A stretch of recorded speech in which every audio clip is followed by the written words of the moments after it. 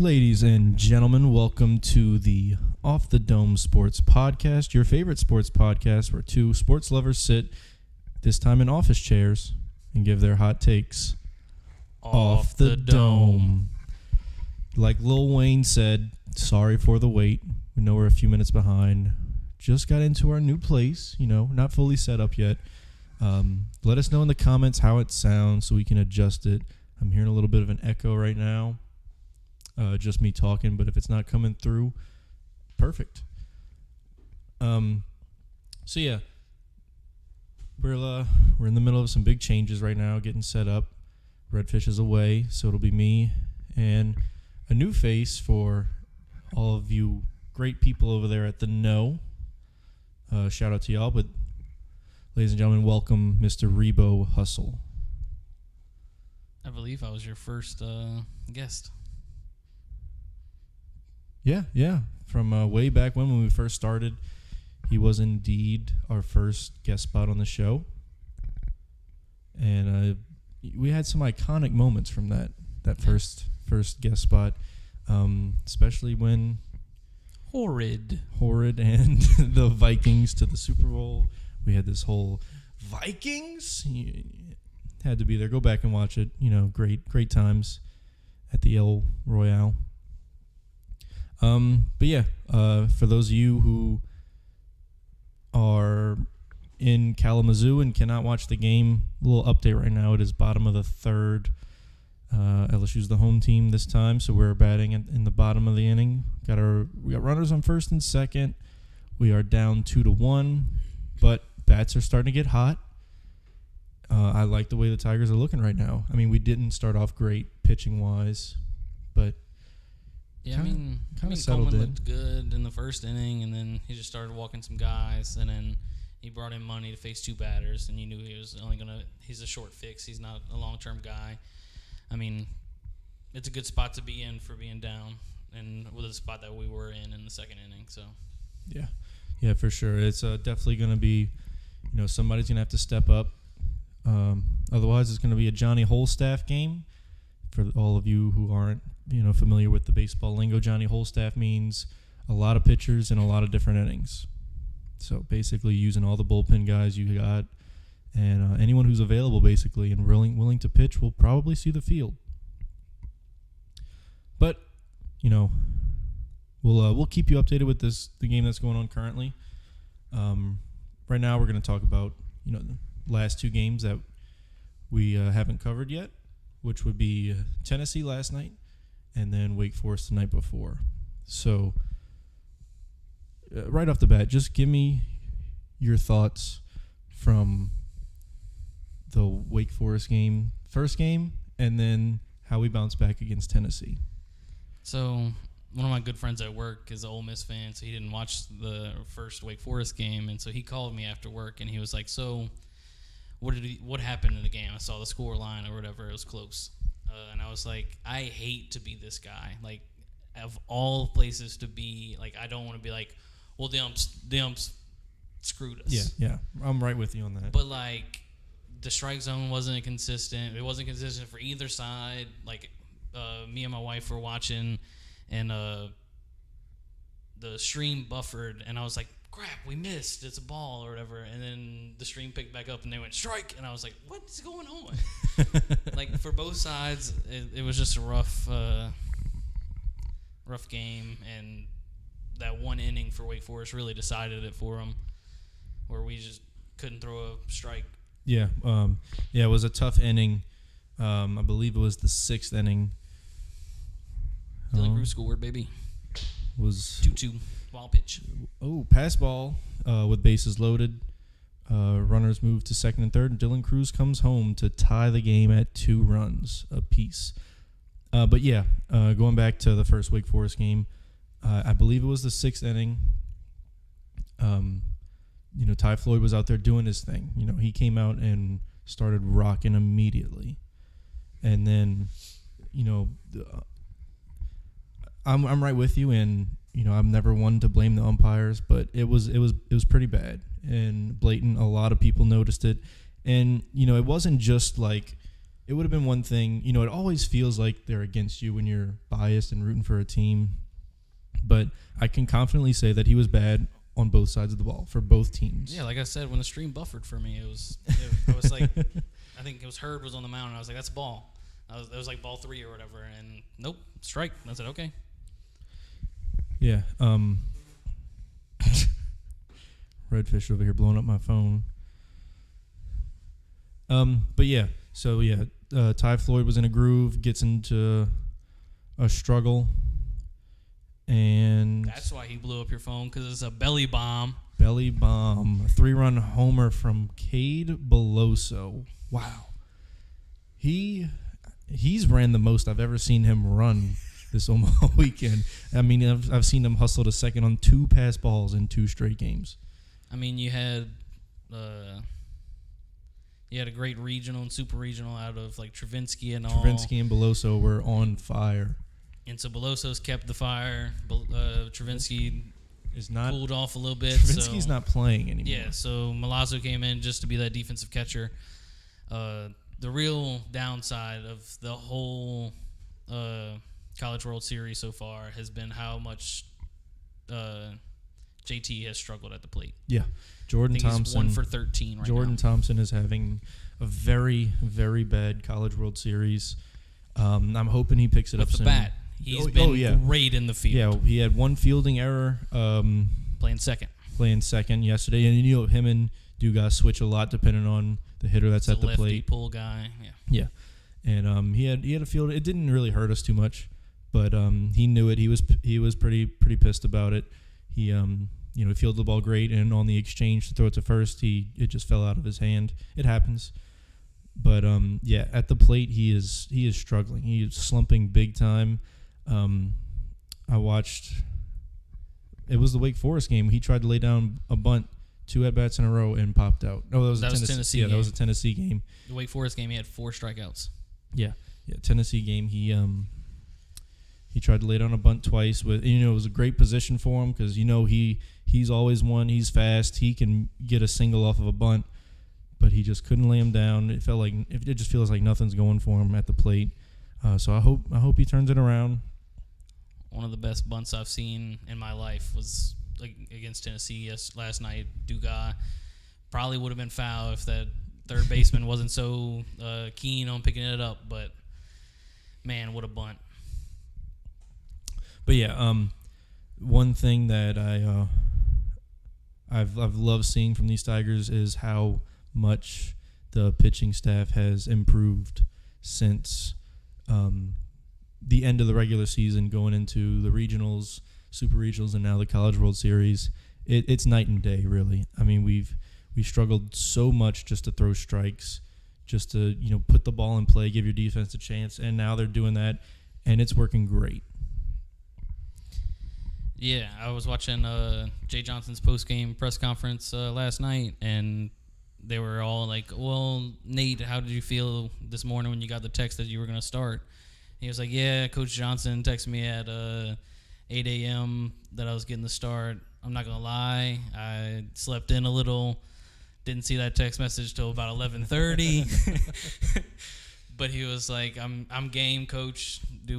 I'll get as many outs as I can. Like, and that's been the attitude out of the bullpen for us, and that's what's been working. So, like, him, Coop, Hurd, they're all like, I'm not necessarily going to strike you out every time, but I trust my defense. Yeah. And that's what Nate was really harping on in that post-game press conference, was how much he trusts the defense. And that's you even see it in the major league still. I mean, there's a lot of pitchers who are just so dominant. I mean, Barry Paul Skeen's like, well, where they're gonna get 12, 13 strikeouts a game, but you also see a lot of success in just pitching the contact, soft contact, gets you a lot of outs and lets you go really deep into games because you're not throwing those 6 pitches per batter trying to get a strikeout. You're throwing 2 or 3, and sometimes if you're lucky you'll get a strikeout, and then a lot of the times if you're hitting your locations and your changeup's key on the mound. If your changeup's working well, you'll always get soft contact, either a ground ball or a can of corn fly out to the outfield. And this Tigers bullpen has really came through. We've seen a lot of that recently, And I just love to see it moving forward. I hope they can keep it up like this, because if they do, sky's the limit for them. Being you're our resident pitcher here on OTD, Yep. I noticed something in the first Tennessee game, Paul Skeens. Like, if he was facing a left-handed batter, he'd be on the left side of the rubber. If he was facing a right-handed batter, he'd be on the right side of the rubber. I've never noticed that until that night. Is that a thing? Yeah, yes, it is definitely a thing.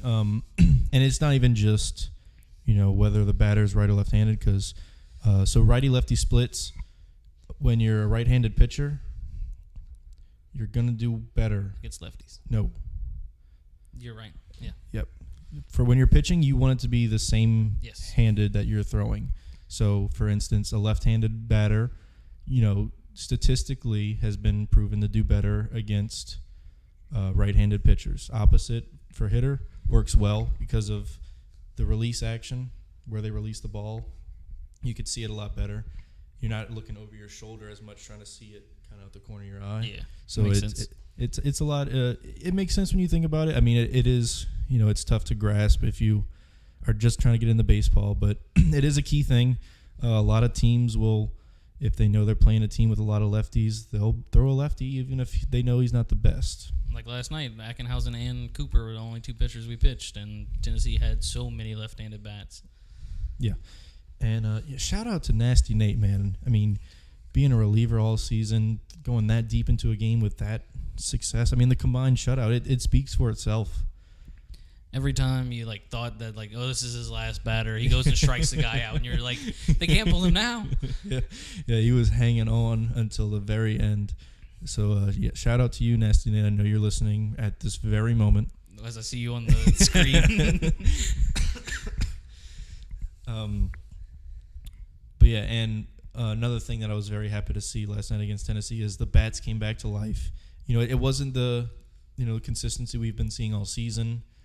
These egregious run-scoring games, but 5 runs.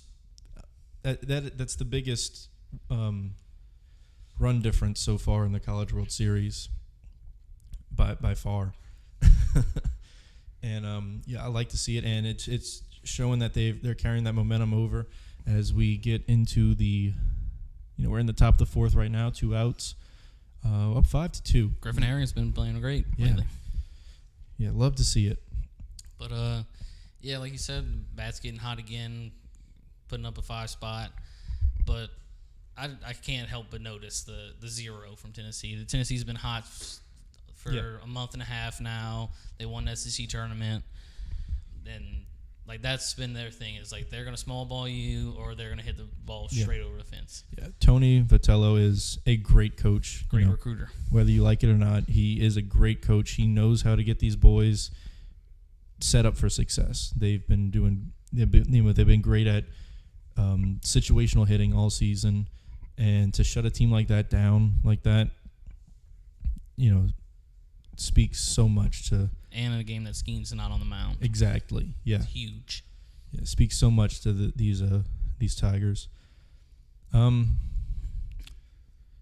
yeah, I think that we covered a good bit of Tigers baseball. We'll definitely keep you updated as we're going. We're looking at a naked fruit juice commercial right now. Oh, now it's Peloton.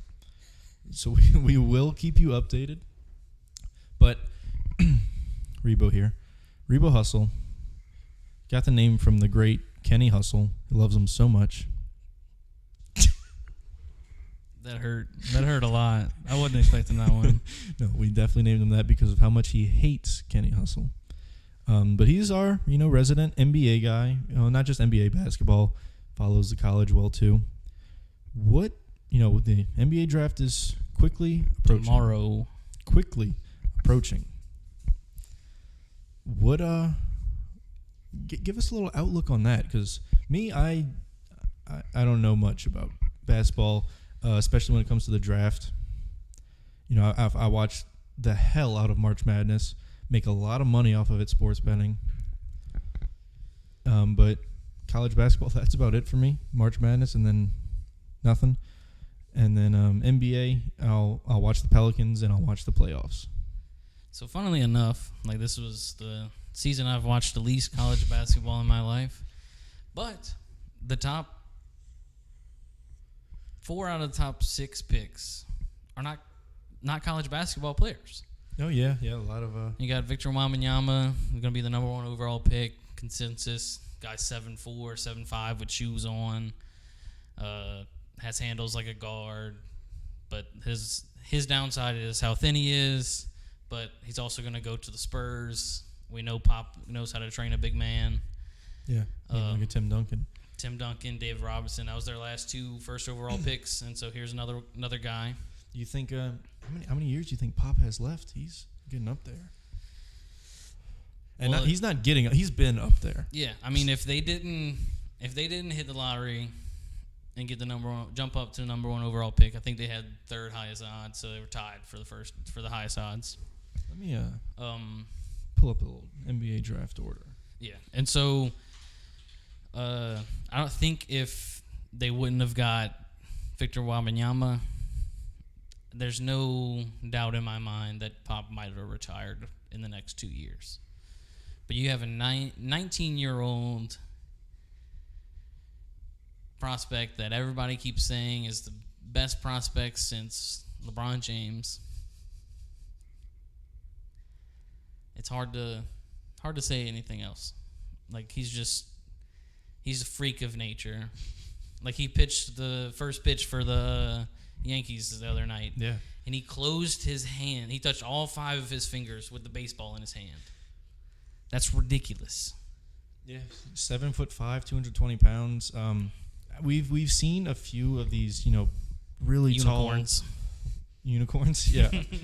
We've seen a couple of these, really tall guys that get really hyped up coming into the NBA. Like we had Taco Fall and Bol, who just really didn't amount to what everyone expected to. Do you see him as someone who's going to follow that kind of career path, or do you think he's going to be like a Shaquille O'Neal style? Not style of play. I know that's tough. I'm just talking at 220 to be Shaquille O'Neal.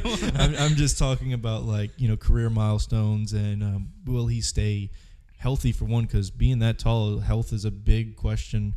Will he stay healthy? Will he stay productive? So my thing with him is it's not going to be a soft tissue injury. Like he does this thing pregame where he goes out on the court, no shoes, no socks, and gets this crazy crawl stretch going, and beautiful. Like Zion needs to take note. But I think being 7'5", 220, you're frail. Yeah, you gotta be. In this league, as much as people want to say it's not physical and it's not how it was in the 80s and stuff like that, this league's physical. Yeah, people are going to be coming downhill, and he's playing center. It's going to be a tough night for him. Yeah, even with all these, rules to keep players safe, it's definitely not the way it used to be, but it's still a contact sport 100%. You're always going to be, bumping bodies with somebody. We see it all the time. So, yeah, he's frail, to say the least. Yeah, and being 7'5", he's not like the A+ defender that you think he is. Like, he averaged 3.3 blocks in the French league. And so, yes, he's big body, can stand in the paint and block a shot, but the exhibition game at the beginning of the year against the G League Knights, Scoot Henderson got around him and just had to pull a little bit more acrobatics out. I don't really know where he falls. I pulled up some player comps. They have him Anthony Davis just because Anthony Davis played a lot of point guard in high school, grew to be the guy he is. So, you can see him as, prime Anthony Davis on the Pelicans, AD and Boogie era. That was a great era. Handling a lot of the top, stuff like that, but I was a fan of I that can't era. see him being the defender that Anthony Davis is. That dude's an animal. Yeah. Yeah, as much as I dislike the man for how he handled things, you got to give credit when credit's due. He is a great basketball player. Yeah, no one was a fan of how he left New Orleans, but the guy's incredible. Yeah. All right, so the number 2 prospect I already mentioned Scoot Henderson. I am in love with Scoot Henderson. Ja Morant-esque player. My Touchy subject. Yeah. Like a guy that can finish around the rim, has an okay shot, mid-range is pretty decent. Bleacher Report compared to the Russell Westbrook. Just a crafty guy. He's 6'2", so a lot of people say that he's not going to be a great defender, but he's a point guard. Everybody that's point guard is 6'3" to... Yeah. I mean, look at Chris Paul. Yeah. Chris Paul was plus defender until this year. I'm in love with Scoot. Whenever I heard the Pelicans were wanting to trade up to get to Scoot, I was super happy. I think you'd be a good part of this team, a good piece.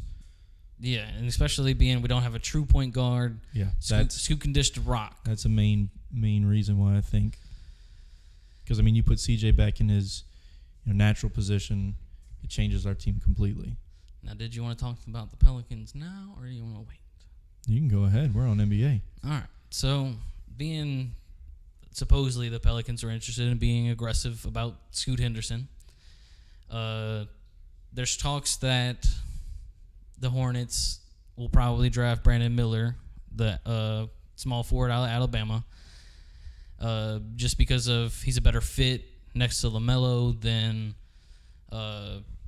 Scoot Henderson would be, because Scoot's got to have the ball in his hand, LaMelo's got to have the ball in his hand. It'd crowd the Brandon Miller's a real spot-up shooter, can come off ball screens. Bleacher Report compared him to Danny Granger. We know he had a short career, but same archetype, can spot up from anywhere, is 6'9", great defender, SEC Player of the Year.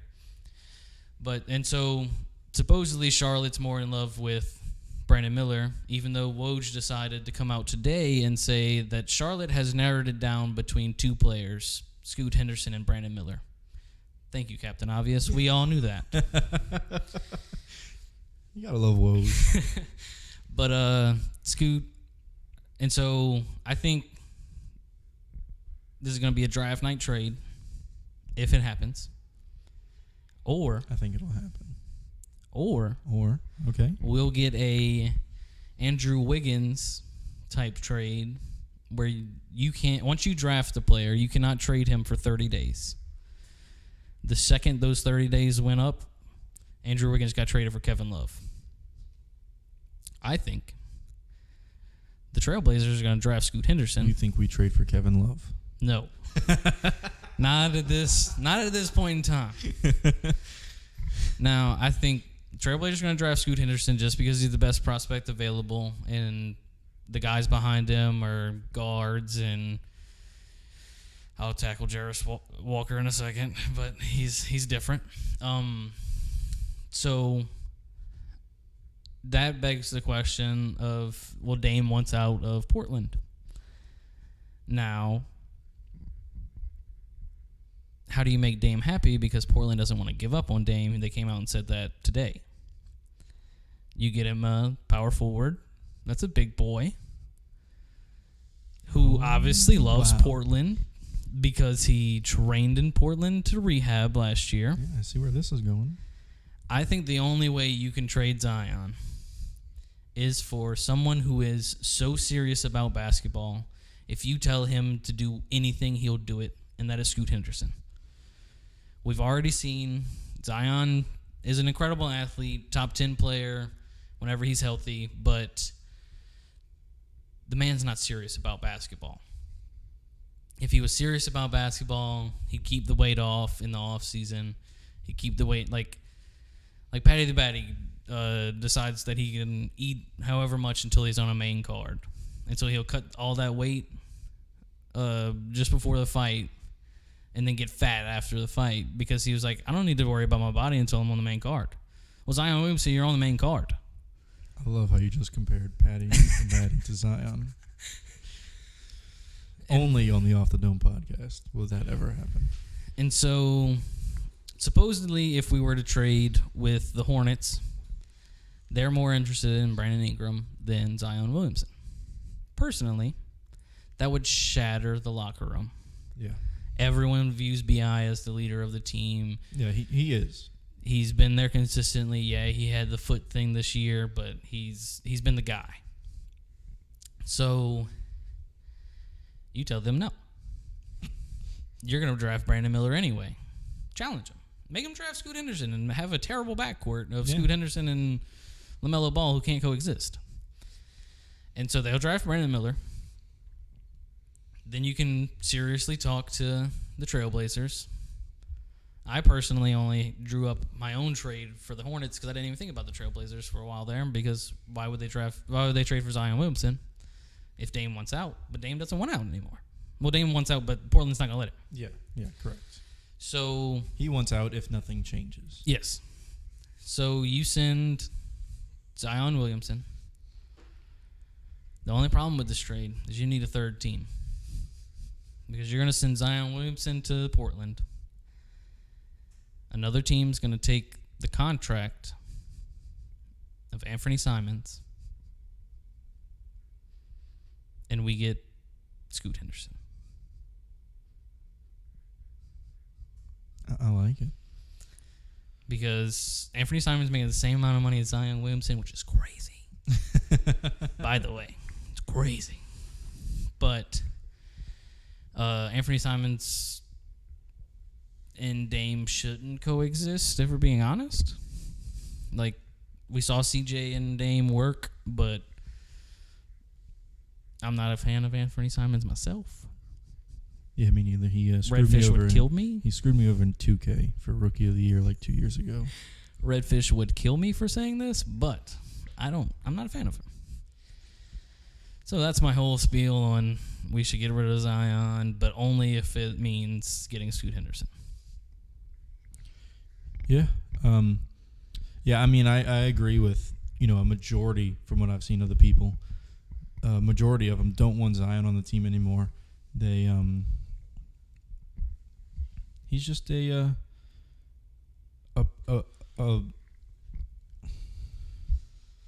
liability to keep him on the court at this point.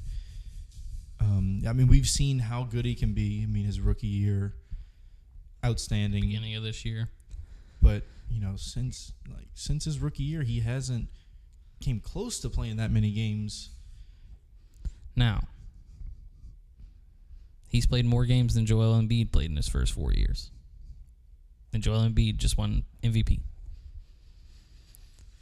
So it comes down to, do you trust the process? Does history repeat itself? Does history repeat itself? Or in this case, I don't think so. I do, because it's been like freak injuries. It hasn't been like Michael Thomas injuries. It's a sad sight for New Orleans. I mean, having to go through Michael Thomas and Zion at the same time. And Brandon Ingram for a little while there. Yeah, we can count on B.I. Yeah, B.I. is going to be there when we need him to. And then, so back to draft prospects. You have Amin Thompson and Ashur Thompson. They're twin brothers. The Thompson twins, like the 80s pop band. Sure. Jenny would get a kick out of that. They decided that they were going to make their own league sponsored by Overtime. Called it the Overtime Elite. They were on two different teams. Played against each other for 3 years now. They're both 20. I'm not a fan of, like, how much competition have we seen them against? Yeah. And everyone loves Amin, who is the point guard 2 slasher type, can jump out of the gym. But I personally love Ashur more. He's more of a spot-up shooter, better defender. They both pass the ball pretty well. But Ashur, you're getting a more complete athlete. Amin, you're getting a specialist. Yeah, I mean, just looking at the stats, I can see that. Based off the stats, to me it shows that Ashur, is that how you pronounce that? Ashur, yeah. Ashur Thompson is more of a hustler. It looks like, he's got a couple more rebounds on him, a couple more points, a couple more blocks, and a couple more steals. It looks like he hustles around the court a little bit more. Now, Amin has won the MVP of the Overtime Elite the past couple of years. What kind of competition is in that league? NBA rejects, G League rejects. Okay, so like People like them that are trying to make the name for trying themselves. to make a name for yourself, kind of like a Last Chance U. Sure. Then we got Jarius Walker, who everybody loves for the Pistons. Of course, give them another 4-man. They don't have 8 on the roster already. But the dude is a athlete. He jumps out of the gym. He's been compared to Jeremy Grant. He can shoot the rock. He is complete. I personally think he's one of the best prospects out of out of college, and according to this, he's the second best prospect coming out of college. I have done little to no research on this NBA draft, but I do remember, I think it was on Redfish's either last episode or second last episode, we touched on this a little bit, and he mentioned the name Grady Dick a lot, and saying that he would like for the Pelicans to take him. Dude, if he is there and they pass on him, I'm not a Pelicans fan anymore. What? I was just about to ask your thoughts on Grady Dick. So Grady Dick, according to Bleacher Report, he's Kevin Huerter. I'm a fan. But he is 6'7", smaller guy, freshman. Can shoot the lights out. Shot over 40% from 3 this year. He's not the greatest defender, but he's gritty. He'll get it. He'll get it done. But everybody's loving them some Grady, and so he's been flying up boards. When it got announced that the Pelicans were going to have the 14th pick, everybody was predicting that Grady Dick would go to us because he was just a little further down. But guys like Nick Smith Jr., the point guard out of Arkansas, Jalen Hood-Schifino out of Indiana, those guys have slid a little bit, and you know how the NBA draft goes. If you're young and haven't got many miles on you, they'll take a chance on a prospect, you know? Personally, if my favorite pick for the Pelicans, if we stick at 14, of course my favorite pick is Scoot Henderson, but if we stick at 14, Derek Lively's numbers out of college sucked. 3 points, 3 rebounds, 3 blocks. My bad, 4 blocks, and about a steal. That was because he was on limited minutes. He was the number 1 prospect coming out of high school last year. He is 7'1", 7'2". The question mark was his 3-point shot this year. I like a comparison of Miles Turner, and you know I like Miles Turner with Zion. I also like Miles Turner a lot. And so I think that he can be the guy, stands in the paint, can block shots, great rim protector. That's what we know he is right now. He's a rim protector. But in his pre-draft workouts, he had 15 in a row from the corner. I'm in love. And so I'm in love with a stripper. He's gone from being a late first rounder to top 10 according to this list. Who else we got? We got Bilal Kabulele. Interesting. He was the power forward on Victor Wembanyama's French team. The guy's young. He is a hustler. He's